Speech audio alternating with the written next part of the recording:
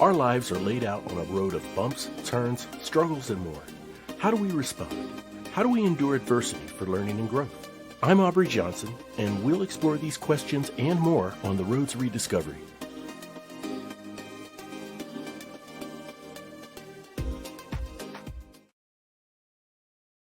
Hello, everyone, and welcome to another episode of the Road to Rediscovery.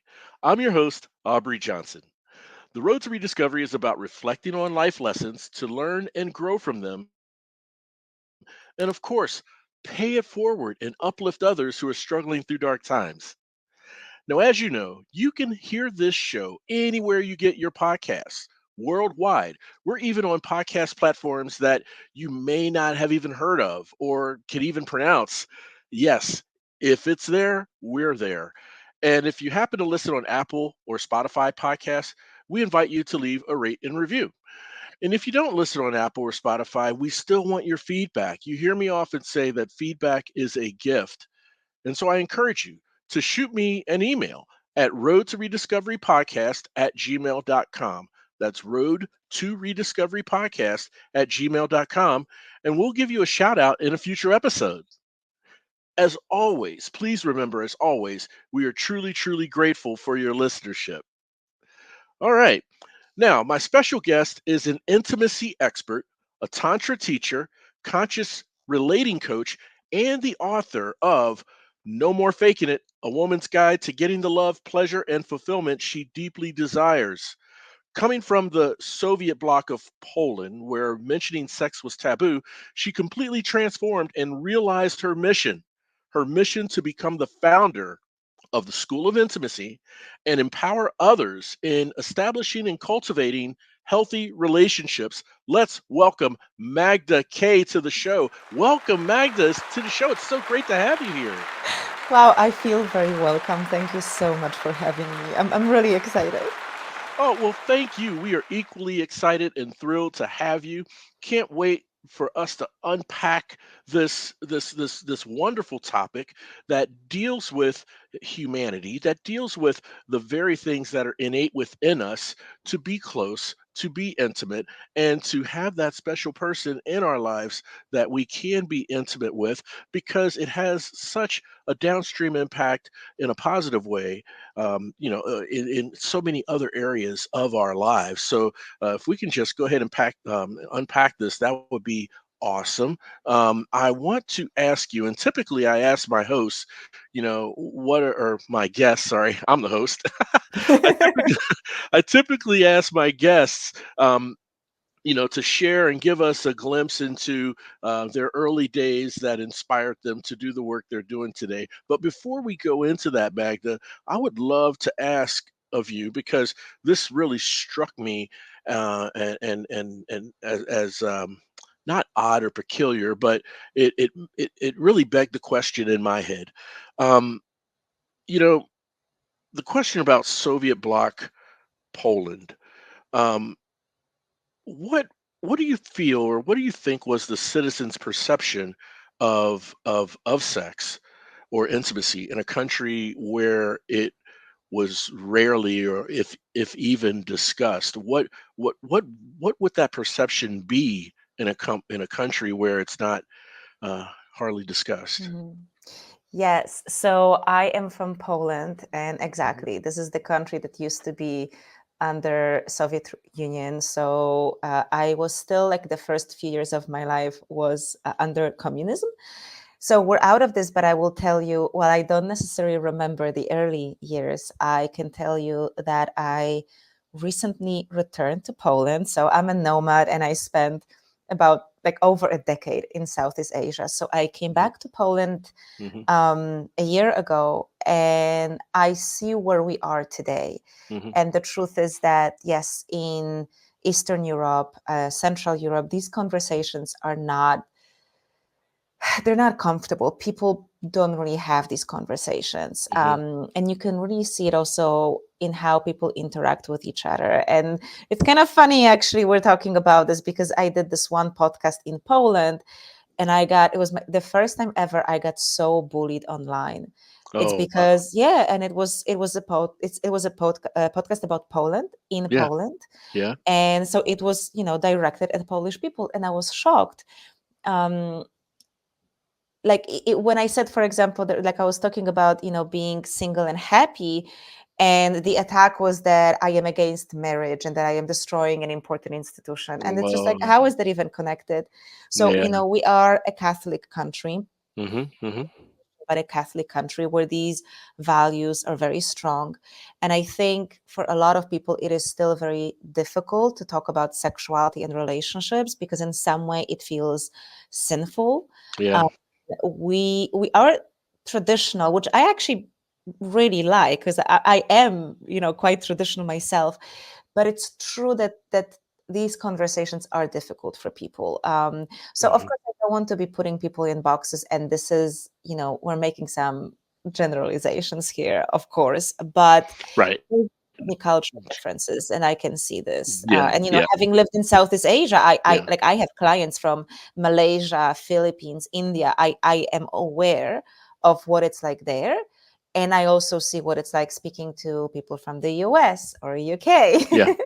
or people from Poland. So yes, it's Yeah. Yeah. definitely there. Mhm. Like to be fair, I mean, again, because I left Gotcha. Poland, quite like early on, and I've been Yeah. traveling around. I don't actually know whether I would would I would become who I am had I stayed in Poland. I don't know Mhm. if the environment here would be supporting, me on this Yeah. path. So who knows? Who knows what would Yeah. have happened if I stayed? Interesting. Yeah. No. Very, very, very interesting. Now, early in your journey, and I wanted to see if you can maybe clarify this for us. Um, the were you starting to realize, I guess, just the possibilities and the potential of being a champion or advocate of intimacy, and exploring sexuality? Uh, did that what kind of launched that in your career or in your journey? Was it I thought I read somewhere maybe where you were studying or using tantric methods of for healing, and was that a springboard, or Mm. how did that begin for you? Well, let's be honest, it's not something that I dreamt of becoming. I Yeah. don't know if anyone ever, Yeah. when Right. you ask a young person, yes, that this is what I want to do in the future. So it was never a plan. Right. Right. It was never my intention to Mm, go into this field professionally. mhm, So what happened was, I was living in Malaysia at that time, and my relationship ended, and it was like my first proper relationship. And mhm, the reason why he started pulling away was because I wasn't having orgasms, and he was taking it personally. And mm, back in mhm. those times, we had no understanding, no tools, like just no one talked about it. We just Right. pretended like there is no issue. But Yeah. he Yeah. felt it. I could feel the pressure on me as well. Mm, And so mm, when that relationship ended, um, I knew that this is something I need to look at, because I was kind of in a place of, okay, I can not face this and just yeah. avoid men for the rest of my life because it's so Right. embarrassing, Mhm, or I can mm, face it. And we're talking many years mhm. ago, many, many years ago. And Yeah. I had heard something about Tantra. These days, if you say Tantra, you can Google this and you're going to find so many things online. That was Yeah. not the Yeah. case back in times. Like, that just Mhm, wasn't a thing. So mhm. I heard something from someone, like a friend of a friend of a friend went to a Yes. school Yes. and they knew something, and so it was just like, I really wanted this, and I had to be patient, to meet the right Yes. people who would direct me where to go next.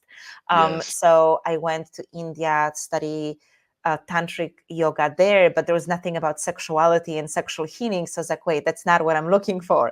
And then eventually, again, there was a few steps in between, but Mhm. eventually I ended up in a tantric community in Thailand. And so this is where I really dove deep into these practices. And we're talking all for my own sexual healing. I knew I Yeah. needed healing. I needed to Right. release some things. Like I was Yes. blocked. Yes. Still not thinking about me ever doing this professionally.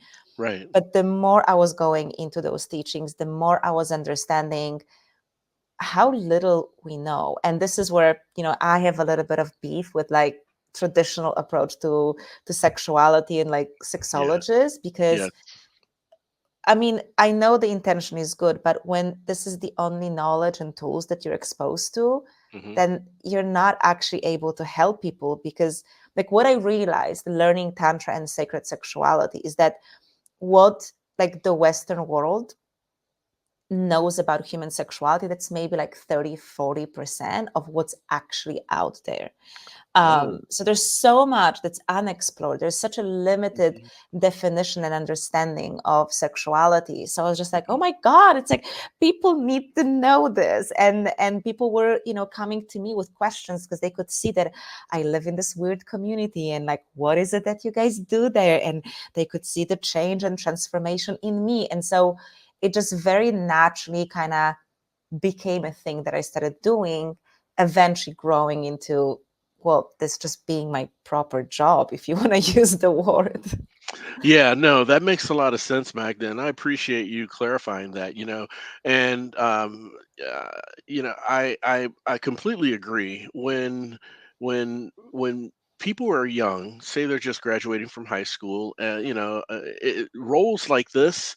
And doing things like this professionally, I don't think is on anyone's radar at that young of an age to say, yes, this is what I'm growing to aspire to be. I mean, I remember as a kid, I reached for the stars, and I'm sure a lot of other children have as well. I wanted to be a baseball player.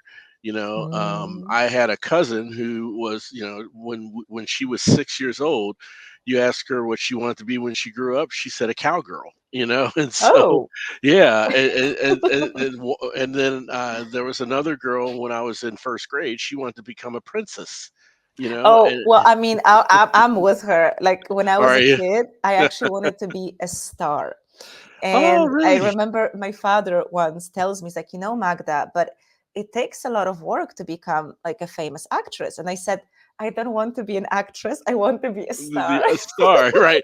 Not the star actress, a star, a Just a real star. star. Oh, So that's it's very close amazing. to being a princess. So hey. Yeah, yeah, and it's that childhood curiosity, right? And that childhood inspiration that makes us at that age boldly say, hey, this is what I want to be. And of course, in the practical sense, as an adult, someone may have a question mark over their head and say, really, a cowgirl, a princess, a The star, princess. but it's that amazement and awe and wonder that a child has at that age. And then as we get older, we start to become kind of I don't know, we get kind of set in practicality. Okay. So when it comes time to graduate, oh, I'm going to be a doctor, or I'm going to be a lawyer, or I'm going to be a computer operator, or I'm going to code, Mm. or whatever. I'm going to be a bus driver or own a restaurant. And so that practicality sets in to where we're not thinking about really extraordinary roles such as this. And by your journey and things that you were doing to help yourself, as a result of what came out of your relationship in Malaysia, that is, um, it's amazing where life can take us when we're just trying to find something to grow and help within ourselves, to where we find the inspiration to become something bigger to help Yeah, yeah. others, if that makes sense. Yeah, and I'd love to share something with you. So this is a bit Yeah. of like a realization I had a few years ago. So Hmm. you know how often when we ask people, why do you do what you do? And we Yeah. all try to explain how, oh, I want to help people. And we try to sound like we're so just selfless and it's Yeah. all about helping others. And I'm just Yeah. like, really? And so here's how I look at things. if you think of a tree wants to be the biggest tree it can be, right? It just wants to grow. If you look at Yeah. nature, like if the seed drops even on the rock, it will find a way to Yeah. get the roots and grow. And like every tree tries to be the biggest. Now, if you were to ask a tree, why do you want to be a big tree? Do you think a tree would ever tell you that, oh, I want to be so big because I want to give oxygen to animals and humans so they can live? Like, no, No. all the tree is focused on is being the best tree, the best version of itself. Yeah. And then nature takes care of make like of the rest of the impact. So I strongly believe that it's perfectly okay to follow what we could call selfish desires and selfish Right. ambitions, because I Yeah. really do believe that the way the reality is constructed is that every person, by becoming the best version of themselves, is going to have a massive impact on the whole world and other people. But you don't have to worry about this. Like, you don't have to pretend that this is the reason why you're doing something, because truth is, Right. let's be honest, it's not really. It gives Yeah. us sense of validation, and it's okay. Like, be honest. Like, you do it for yourself because you want to be a princess. Like just Yeah. be honest about this. And the way that life operates is that you becoming the best version of yourself, you following your selfish dreams, it will have a positive impact on other people. And so I'm a big proponent of just like connecting people to their like literally selfish Yeah. desires. Yeah. Um, because I feel like so many people are not going for what they want because they don't want to Yeah. seem selfish. And I'm just like, Right. just be selfish. And trust me, it's gonna be positive for the whole world. Yes, you know what? I tell you, Magda, that is a tremendously candid and transparent response, right? And I appreciate that because that's a fresh air of just quite simply a fresh air of uh, level setting reality. We are initially reaching out to help ourselves, to better ourselves, and in such a way nature and the universe works in such a way that the very act of us doing something to help ourselves can benefit other people. And if we had the wherewithal and the security within ourselves to say I do what I do because I want it to validate what I know, what I can contribute, and I wanted to make myself better. It's okay to say that because it will eventually down the line benefit other people. So I appreciate that rather candid and transparent response because when we all look at ourselves, there are selfish reasons why we initially embark on endeavors such as these, right? Yeah. Yeah. Aubrey, I say this because again, like, I of course listen to a lot of podcasts. Like, I Mhm, love learning, and mhm, I try to listen to a lot of people in my industry to get some insights. And mhm. so often, I hear from people who are coaches Yeah, or therapists, and they say, "Oh, I do this because I want to help people." And I'm like, if you really just wanted to help people, you can go on the street and help homeless people. There is a reason why you're that's doing this right. work that pays you, that maybe Yes, gives you yes, online visibility. Like, it's yes. it's both. It's not that if I do this for myself, that means that I don't care about other people. I do No, care. It's yeah, just that I also care about myself. I think that element is there. yes, Um, and I think it's helpful to just like accept this about yourself because it will help you follow your dreams. And yeah. I will say, yes, I feel very lucky that the way my life happened is it allowed me to reinvent myself, because I was in business, Mhm, I was doing marketing, and yeah. now I'm here. And being back in Poland, one of the things I'm doing is I'm taking acting classes. So who knows, maybe the dream to be a star That's that's great. will still happen. Yeah, but you'll be the star that your father was referring to at the time, right? Yes. Yes, the star that actually needs to do some work. Oh. Yeah, yeah. Oh my goodness. This is absolutely delightful. One thing you mentioned that kind of resonated with me, and it's an astounding number, I believe, and I hope I get this number right, but what you were sharing in Western society, really getting or understanding or grasping onto like 35 to 40% of truly what intimacy and sexuality is. Yeah, I want to ask about that. Why is it that low of a number that Western society kind of gets or kind of explains? Is it because I feel in Western society there's this tap dance, right? Between um, being intimate and exploring sexuality and taptoeing between that and basically, quite honestly, morality.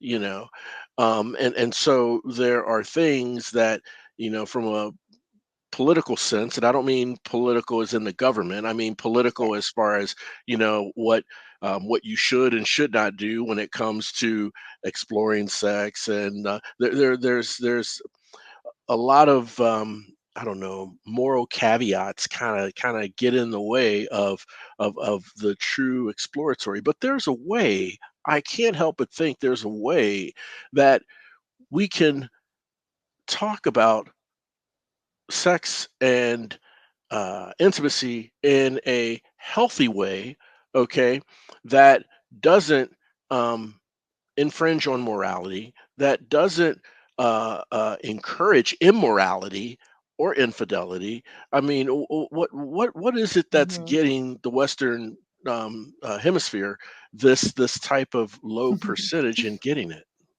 So there is a few things, and everything Hmm. you shared, I fully agree with that. Hmm. So I think first problem is the fact that for us, sexuality or intimacy means an intercourse. So notice that I very often use the word sexuality and not sex, Yes, because I mean something way bigger than just an intercourse. yes, And usually in the West, like even when you say like, oh, we were intimate, you mean we had sex. And by we had sex, you mean an intercourse. So it really limits the experience. When I talk about sexuality, I can talk about a person who is a virgin or who is celibate. You can yeah, still be sexual even if you're not engaging with someone, right. if you understand the full concept of sexuality. So that's number one. Hmm. Number two, it's exactly what you said about the morals. So there is still this kind of understanding that if we think of someone sexually liberated, we think of someone who is very promiscuous and who sleeps around. And that's again, that's not true. So I make a distinction between being sexually empowered and sexually liberated. Being sexually empowered is literally that. Yes, I can go and I can have sex with whoever I want because I own my desire. But sexual liberation is different. Yeah, So, sexual empowerment is about feeling empowered to go for what you want. So, it's your ability to say yes. This yeah, is especially true for women who, it's like a woman would never say directly that she wants sex. right. So, she like kind of like, is vague around this. So, for a woman to Yeah. just be honest and Hmm. direct, that's sexual empowerment. Mm, Sexual liberation is about being able to say both yes and no. gotcha. Meaning that if I don't want to engage in something or I don't Hmm. want to have sex, I Hmm. will say no. Hmm. So that doesn't mean that I sleep around. I can be celibate for 10 years if I want to, and I can still be Sure. sexually liberated. Right. Because if I want something, I will say yes to it. But if I don't want it, I will say no. Hmm. So it's not the same as being promiscuous. And I think people are confusing these. Yeah. People think that if we start talking about sexuality, it means we are sleeping around and we're cheating and attending sex parties and God knows what else. And we go to the extreme of, like you mentioned, immorality and things that Right. to us seem very inappropriate. As in like it's so black and white, and it's not. So we're Yeah. kind of not giving space to things in between. But then Hmm. the main thing that I see is that in the West, we are stubbornly believing that the only reality that exists is the things that we can touch and Mm. things we can see. Hmm. And it's a Hmm. bit funny because, well, we all kind of know that, Wi Fi exists and radio exists and we can We can't touch see. it or see it. Right. But if I tell you that, hey, you have sexual energy, they'll be like, Yeah, no. um See, yeah, you're right. They would say no, but then, there are some things that uh, there are some intangibles with sexual energy that kind of translate or metamorphose size to tangible, so to Exactly. And speak. so this Yeah. is for me the mystic link. And I Hmm. think a great example of how the West likes to look at things. And I don't know if you've like seen this, Hmm. but there is like this whole almost a movement that is trying Hmm. to explain what love is just in terms of the chemicals in your brain. Yeah. And all I'm thinking is, what are you guys doing? Are you crazy? Like, love is one of the most beautiful things we have. It Yes. has inspired the most incredible, like, creation, Mm. poems, books, movies. And Music. you Yeah. want to Hmm. just like limit it to like a chemical cocktail in our brain? What are you doing? Why do you have to strip love? Oh, like why do you have to take away the magic?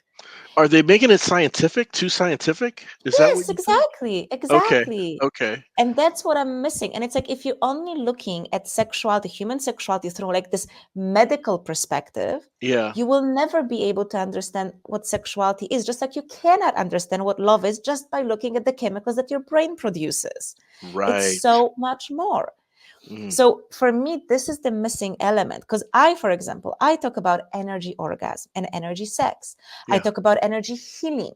I Yeah. talk about sexuality types. You will Hmm. never hear a sexologist talk about any of that because they don't believe it. They have never experienced this because Mm. if you don't believe it's possible, you cannot experience that. I have Right. experienced this. Yeah. I have Yeah. hundreds of people, friends and clients who have experienced this, Yeah. and it's sort of like, if you've never been in love, you can make a claim that love doesn't exist, but it takes anyone who has been in love to say like, darling, love is real. You just Yes. haven't felt it. And it's same here. Most people haven't experienced this deeper energy, spiritual sexuality, so they think it doesn't exist. It's not that it doesn't exist, it's just that you haven't experienced this. You Experienced haven't it. opened yourself for it. Yes. Yes. I see. I see. You know, that right there is just 1,000% clarification on the differences and how, you can be sexually liberated, and it doesn't mean that you're promiscuous and you're you are you have transgressions and follow infidelity and that sort of thing, right? It doesn't mean those sorts of things. I mean, just your clarity between sexual empowerment and liberation, crystal clear. And in what the Western Hemisphere is getting and not getting, again, crystal clear. And how do we explain?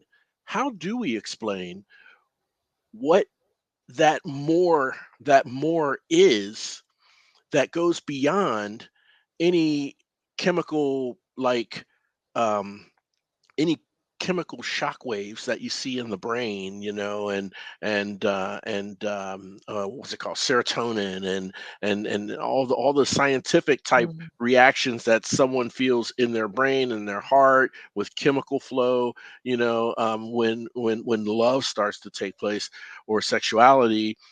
But it's more than that. To your point, it sounds like the only way you can explain how much that more is if you experience it. So this is a bit of a catch 22 because yes, we're Hmm. talking about something that's very experiential. It's hard to just explain it with words. Yes. Again, how can you explain what happiness is Yes. or joy is or love is without really Right. feeling this? So we're in the Yes. same situation. Mhm. The way I approach it is like this. First of all, when we get older, we naturally like our sexuality changes. We need intimacy more. And I work Yeah. with men a lot, and very often they come to me when they're like, Yeah. well, 40 already, but like 50 plus for sure. Mhm. And they tell me Mhm. that, oh, like I don't get turned on as easily. And I'm like, Right. yeah, as it Yeah. changes, you need more intimacy and sensuality. So they naturally become, when we get a bit older, we naturally become more curious and interested in those more subtle let's say, experience of sexuality. Women seem to be interested in this from the beginning. It's not because, again, our hormones work a bit differently. we, Differently. Yeah. we don't Yeah. have, like, this horny face Yeah. Yeah. as Yeah. much. So Uh-huh.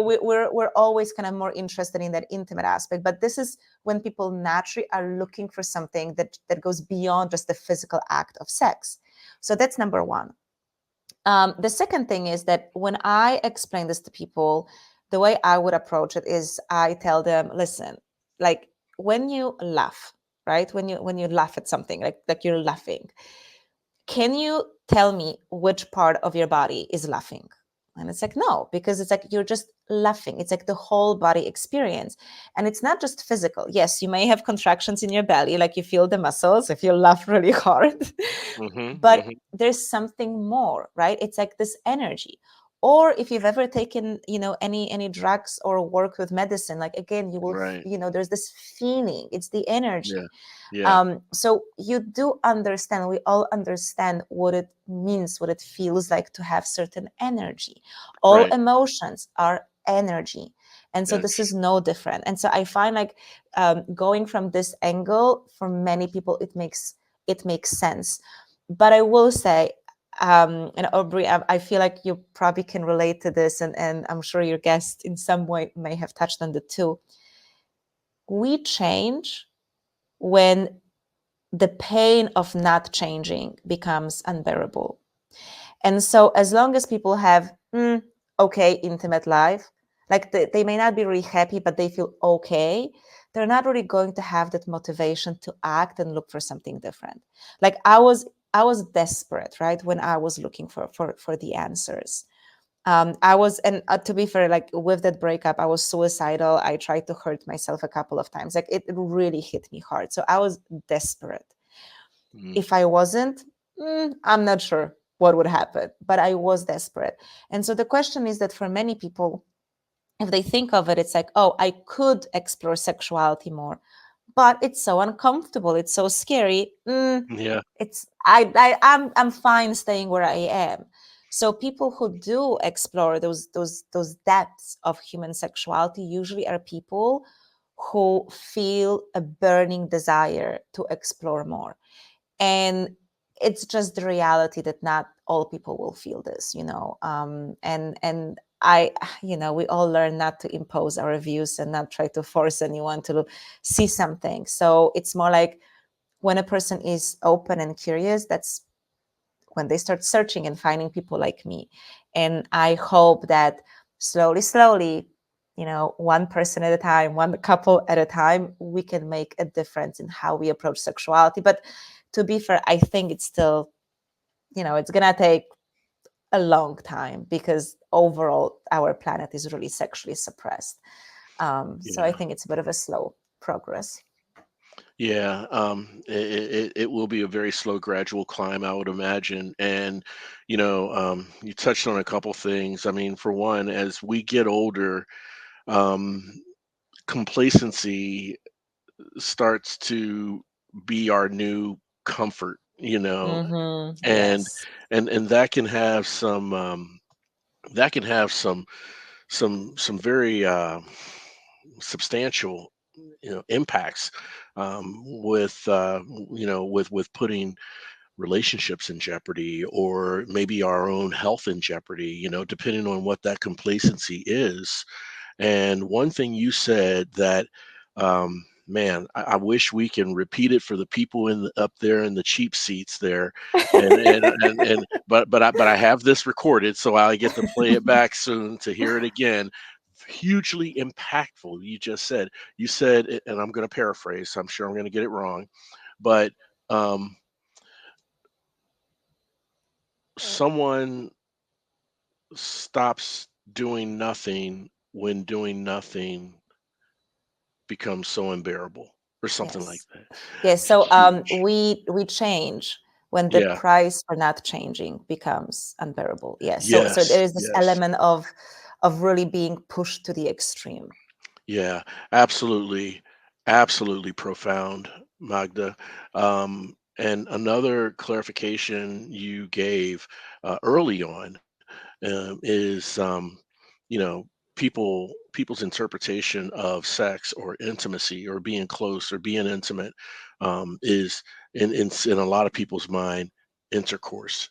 So when you say I slept with someone or we slept together, immediately the assumption goes to intercourse, and intimacy and closeness is not just intercourse. And and I have a personal vested um, impact on this because for so as a man, and you said you see a lot of men as clients. Um, as a man, we when we think of intimacy, men actually do think of intercourse. Those who haven't had the proper coaching, right? No, So but you're right. You're right. Yes, this is like this the yeah, default state. Yes. yeah, and so I'm saying that to say that one of the reasons I think men are immediately go to that, besides just how their mind's wired, is because in so many aspects of a man's life, things are performance based, right? And I hate to, I hope I'm not sounding, um, I don't know. Um, inappropriate or out of place, but performance based. And so, part of a man's, for lack of a better term, machismo, is it's that aura of alpha. It's that aura of being a man. In a lot of men's mind is how they perform.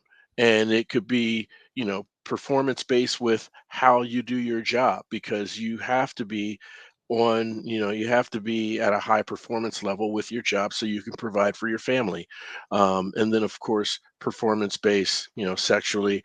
And so, when you have men, let's say like me, who are in their mid 50s and like 7 years ago was diagnosed with prostate cancer, and then had to have their prostate removed, and then of course starts this whole domino effect, right, of medical things where you have to kind of take that road back to your I don't know, in some cases you feel like a shadow of yourself, before you were diagnosed, because of all the things that you had to go through to survive from prostate cancer.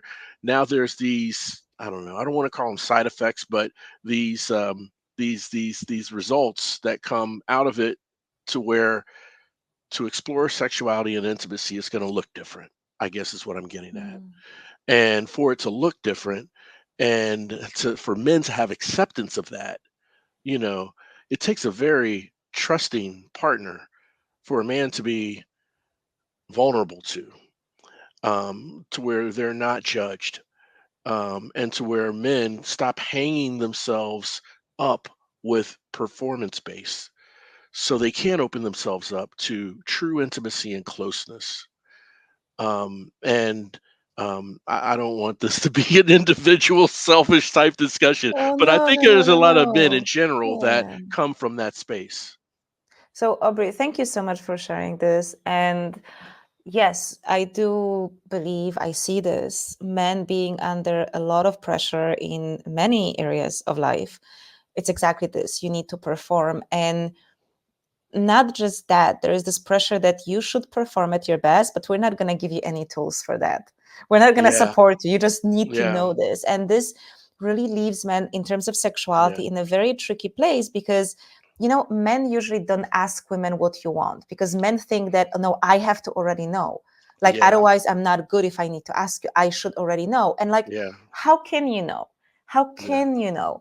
Hmm. And this is a problem because then women totally outsource their pleasure to a man, which is not healthy. No. Women don't speak up about what they want, and this is another big issue because Hmm. exactly all of this conditioning. Hmm. Hmm. And then there is so in tantra, some of the practices that I think are really beautiful and I recommend for couples is um, it's around desexualizing our genitals. So there's a lot of pressure on our, we call it sex center, so on our genitals, and especially for men. like, all of the shame around, am I big enough? And it's, by the way, it's crazy how often I hear from men this, that the bigger the better, and it comes from pornography. And I Mm. remember I was speaking to one of my former partners, telling him, babes, no, trust me, it's not that the bigger the better. It No, needs to no. just be the right match. And he would fight me on this. And I'm just like, I am telling you this. Like, why are you not believing me? So there's a lot of this conditioning, which means that men will have a lot of expectations and shame on their genitals. And then Mm. there's expectation: I need to have an erection, I need to last Right, long enough, right. I need to come, and all of this, I need to please her. And so it's a beautiful practice to treat the genitals of our partner as any other part of the body. So think, for example, you can lie next to each other, you can touch each other's arms and play Sure. with their face. But Yeah. like, we only touch the genitals if we want to have sex. Again, intercourse, meaning we touch the genitals only when they need to do a job, right? Right. Yeah, yeah, yeah. Yeah, Yeah. and so if we can just touch our, like, the genitals of our partner in a non-sexual way, like Right. cupping them or just like Yeah. holding your hand there, Yeah. it's really good. Like, it's a healing process. Again, it desexualizes our genitals, just kind of allows us to feel accepted, Mhm. because you are a worthy man and a worthy lover, regardless of how your genitals are performing. Like, come on, there's like, you are a Yeah. whole being. So there's way too much pressure and meaning added to this.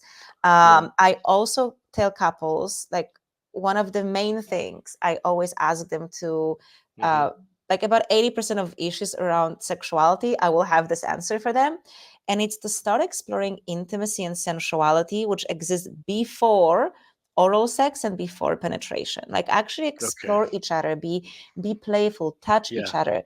Like, Yeah. notice how much there is that doesn't require you to perform, right? Okay. Because then Yeah. we can let go of that pressure. But absolutely, I agree with you, it is a big problem.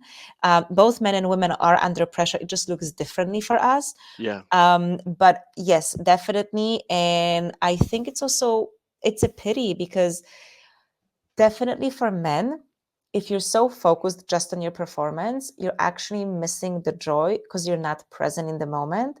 And very often, this is when your partner kind of feels like sex wasn't really good, because you Right. can't feel her. When you're so focused on what I have to do and Yeah. am I a good lover or not, you're not Yeah. actually present with what you feel and what she feels. So you're Yeah. kind of, by definition, not intimate with your partner.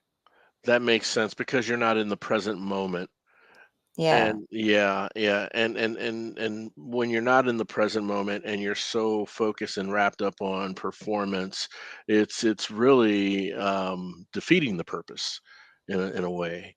That makes a lot of sense. And this exercise you mentioned, desexualizing our genitals, is it's mind-blowing to me. I can't believe it because you're right. When people are close and they're touching each other's face and ear and shoulders, and when they get to the genital areas, then it starts to imply, okay, we're touching this because we wanted to get ready for sex. Well, let's treat it like any other part of the body that I would touch: my partner's face, my partner's shoulder, and then cup and touch the general part, without it implying that sex has to happen, Hmm. and explore that type of intimacy, and that helps. At least in my mind, it would help to be in the present moment when you're doing Yes. that, right? Yes, yes. It So helps to recondition the absolutely, mind yeah, that, like, oh, I can receive pleasure, I can be intimate, and I can yeah, connect to my partner. And it doesn't mean that I have to do something. There's yeah, no expectation of my body doing anything specific yeah. as the next step.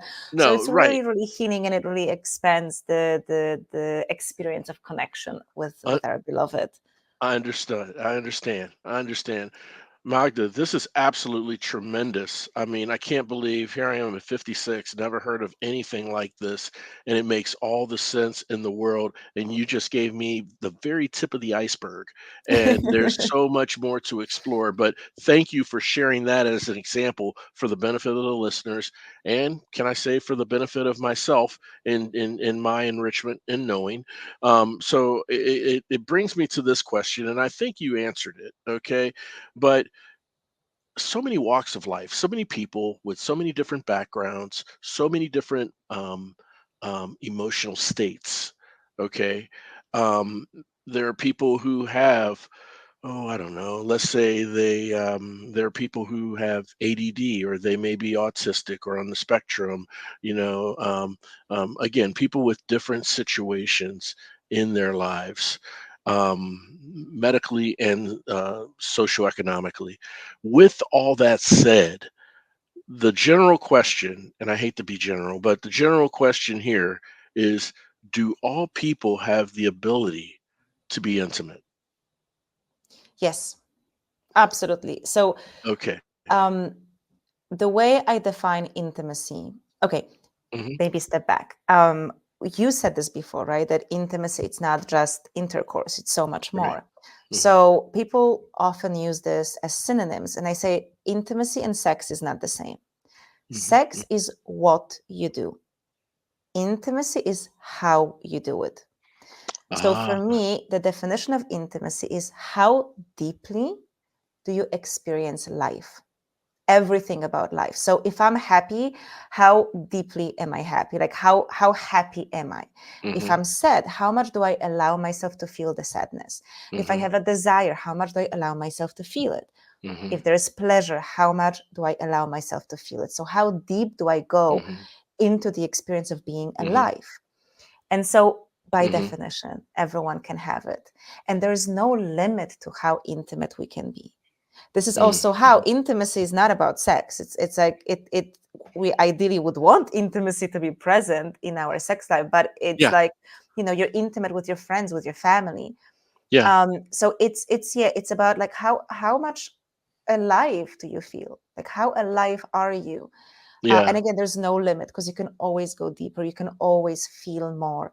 So I won't even tell, see, I don't like looking at life as like black and white thing. It's not like some Hmm. people are intimate and other people are not intimate. The question is again, how Right. intimate are you, right? What's the depth of your intimacy and How what can you intimate. do to go That's deeper? right. Like you can always go deeper. Yeah. Yeah. No, that makes a lot of sense. And life isn't just black and white. You're right. I mean, there's intimacy in the sense that we've been talking about, but there's also intimacy in, say, that you have with your dog or with a baby, or with your mother, or two brothers or two sisters. They're intimate because they share the same parents, they've grown up and known each other their whole lives, and there's a level of intimacy there between them, that's a bond, right? Yes. And so intimacy is not necessarily, it's not sexual. But like you said, when you're being sexual, there should be some intimacy in there. But when we're talking intimacy, we're talking intimacy at a closeness, at a level of closeness. I think there are types of intimacy that if you practice and work with it and be in the presence of practicing that intimacy, it can help you in your other forms of intimacy throughout, uh, other people you interact with, right? Like we said before, our siblings, our parents, our dogs, our pets. Is that right? Hmm. Is it true? Or Yes, and I actually think it's very important because, Mhm. see, because we equate intimacy with sex Hmm. or with a romantic relationship, Hmm. it actually makes people like it has a few really negative consequences. So first, people who are single, they will rush into having sex or rush into a relationship because they will assume this is the Yeah. only way for them to have intimacy. That can often be really unhealthy This also means sometimes we will stay in unhealthy, unhappy, or even abusive relationships because, again, in our mind, this is the only way I Right. can get intimacy. And let's remember, intimacy is a basic human need, meaning we need this to survive, or we will die without it, right? So we have the instinct to Yes. search Yes. for intimacy. But if we have this wrong understanding of where to find it, that's what we do. And so very often people like think, I'm, for example, I'm single. And so people will be like, oh, you don't have any intimacy. And I'm like, I do. I am very Yeah. intimate with myself. I have a very, very deep Yeah. relationship with myself. I have a Yes. very deep Absolutely. relationship to life, to the universe, to Yes. God. I have very close relationship with Yes. my friends and my Yes. family. I have so much, like I have more Hmm. intimacy in my life than a lot of people who are in relationships. And so I think it's really healthy to separate it. Exactly. Yeah, because regardless of your relationship Yeah. status, there are so many ways to source that sense of deep connection. And like you said, I like the word bond, that bond with other people and exactly with your pets, with Yes. nature. Like, can you Yes. actually look at the sun and feel the bond with the sun? Right. Or when That's you're the drinking energy. coffee, right? Yes. Yes. That's the energy. It's something you can't explain, but you feel and you're receiving from that person, from that pet, from that object, right? And you're projecting energy to that person, that pet, that object. They feel it. And you're in synergy then, right? And so it's an absolute beautiful thing that you really can't explain, but you can definitely feel. Magda, this has been an absolute delight of a conversation. You have shared some amazing insights and clarifications when it comes to things like being sexually empowered as well as liberated, and the difference between the two. And then of course this desexualizing our genitals is part of one of the tantra studies, I believe. It's just absolutely, I mean, again, very eye-opening, very enriching for the listeners. I can't thank you enough for coming on the show. How can the listeners follow you, learn more about your great work, maybe even enroll in the School of Intimacy, and pick up a copy of your book? So the easiest thing, you can just put Magda Kay in Google. It's Okay. Magda Kay. So Uh-huh. pretty much anything you're going to find there, it's going to be me. I always joke, there's one other Magda Kay online who is a DJ. I am not a DJ. You're So not a DJ. Okay. no, anything about music, this is not going to be me. Anything else you'll find, it's going to be me. Because Gotcha. the website is magdakay.com. You Yes. can find me on YouTube. This is my main channel. Okay. So you can get a lot of content there. And on Okay. Instagram, Magda Kay Official. But again, just put Magda Kay in Google in your search, and you will find all of the links. Yes. Awesome. That's wonderful. Yeah, we're going to make sure that we include as many of those links as we can in our episode show notes so our listeners can click the link, go directly to you, click that follow, click that notification button while listening to this wonderful conversation. Magda, I can't thank you enough for coming on the show. I truly enjoyed our conversation. I've learned a lot. I have no doubt the listeners learned a lot. And I would love for us to stay connected and have you on the show at a future time if you're willing. I would love that. Like you said, we just scratched the surface. We just scratched the surface, right? And so there's more to talk about. There's more to be said, and we definitely need a sequel for sure, right? But thank you so much for having me. And if I can just leave the last word, Yes. it's back to what you said when you talked about intimacy. It's this energy that we feel. So, Mhm. again, unless we allow ourselves the idea that energy exists, we can't actually experience full intimacy. And this is where so many people in the West are. If we Mhm. refuse the concept that there is something beyond the physical, we Yeah. are refusing all these beautiful opportunities to go deep. So my main invitation is for anyone listening from this whole episode is just open yourself up.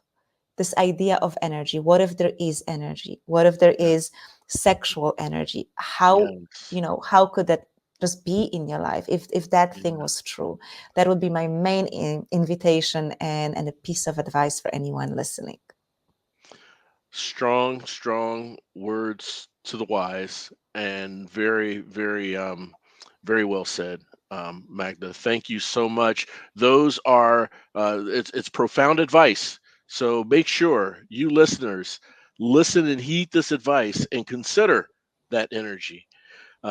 Magda, again, a pleasure having you on the show.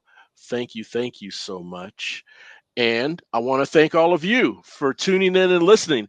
And hey, look, you may feel like this at times, but in our daily struggles and adversities, there's always hope, and you're never alone. I humbly ask that you please share this show with someone you know, someone you love, who needs motivation, inspiration, and support. And when it all comes down to it, we're all just roadies on this journey of life, but it sure feels good having you on the road with me. Thank you all for listening. We'll chat again soon. We really hope you enjoyed this episode of The Road to Rediscovery. We'd love to hear from you. Shoot us an email at roadtorediscoverypodcast@gmail.com and leave us any questions or comments you may have.